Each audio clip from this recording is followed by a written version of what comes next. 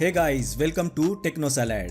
In this video, I'm gonna show you how to change your name in Google Meet. So let's get started.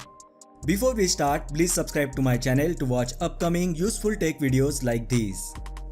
First, open Google Meet app on your mobile device. Tap on profile image located at the top right corner to find out your current Google Meet name. As you can see, my current Google Meet name is TechnoSalad. Now to change the Google Meet name, tap on Manage your Google account option. Here you will find various options. Just tap on Personal Info option. Here under Personal Info, tap on Name option. Here you will get the option to enter first name and last name. Update the name as per your need. Once done, tap on Save button.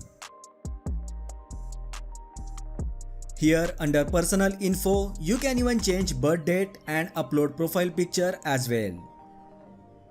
Now close the Google Meet app from the background and open again. If I tap on profile image, you can see that Google Meet name is changed. One thing to note here is that this will change the name in all the Google services like Gmail, Google Meet and Google Drive. So that was the short tutorial on how to change name in Google Meet. If you find the video helpful, then please like and share the video and don't forget to subscribe to my channel. Thanks for watching and I will see you in the next video.